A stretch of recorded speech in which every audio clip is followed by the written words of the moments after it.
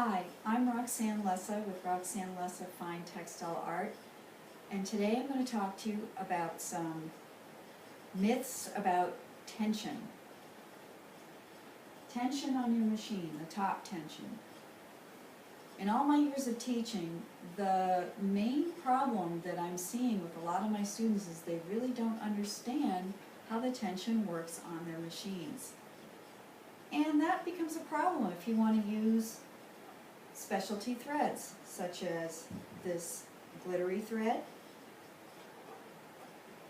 or a fine polyester thread, or a metallic thread. You have to know how to adjust your top tension to be able to work successfully with these threads. Let me show you an example of how the tension discs work. And I'm borrowing this from Bob at Superior Threads because it's such a great example. This is what your tension discs look like in your machine.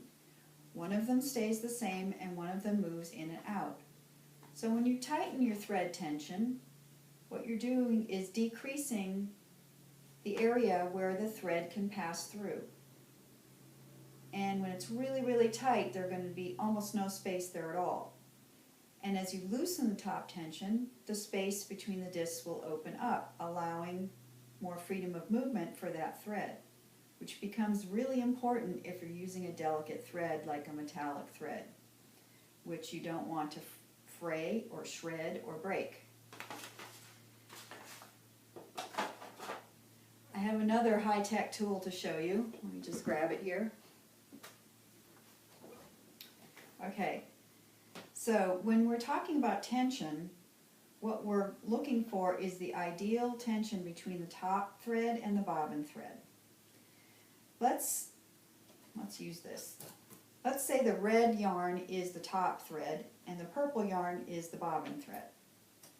Now in an ideal world, you won't see any of the purple thread on top and none of the red thread showing on the bottom, and that would be called ideal tension in your quilt sandwich. Now sometimes the top thread, the tension on your top thread is too tight, so what happens? It pulls up on the bottom thread, and that's when you start to see loopy bottom bobbin thread showing up on the top of your quilt. Now the opposite can also happen. So what happens when the bottom tension is too tight or the top tension is too loose? You can see what's starting to happen here. You'll see red loops showing up on the bottom of your quilt sandwich.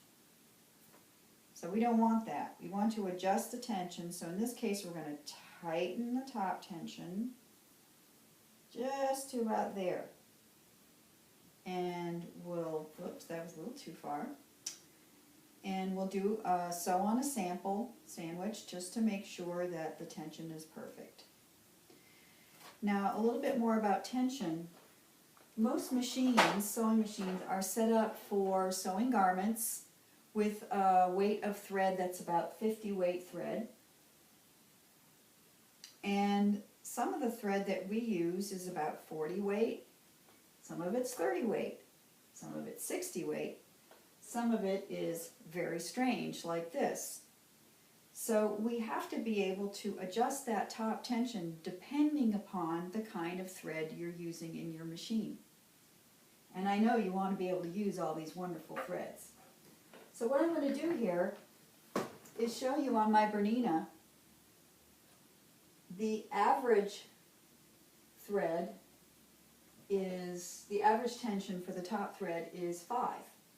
And you know you've been told over and over again, don't touch the tension because it's been set by the factory and you don't want to mess with it.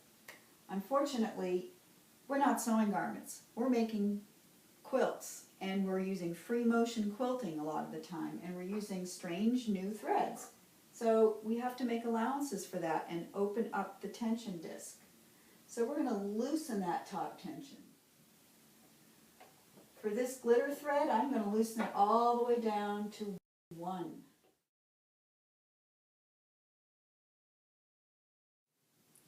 So I just want to show you a little art quilt that I made several years ago. And I was really experimenting with using all these wonderful different kinds of threads that are out there. So I was using the Superior Tri-Lobal polyester thread. I was using some of the glitter thread here. You can see it shining. Isn't that wonderful? I don't know if I used any metallic thread on here, but I certainly used some rayons as well.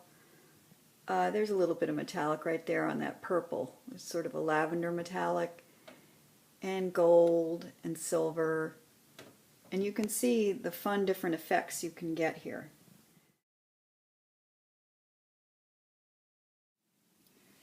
Here's an example of where I have my top tension is too tight, and so it's pulling up the red bobbin thread, especially when I'm on those points where I've yanked the quilt sandwich too quickly. So that's another thing to consider when you're working with these threads, is slow down on curves and points. But I think you can also see that there's too much of that bobbin thread showing on the top. So I need to loosen my top tension and maybe even tighten my bobbin tension as well. But that's a subject for another video. I hope this video on adjusting tension was helpful to you. For more information on art quilting and my classes, go to my blog and sign up for my weekly blog posts from my studio. To view and purchase my textile art, go to www.roxanelessa.com. Thanks for watching.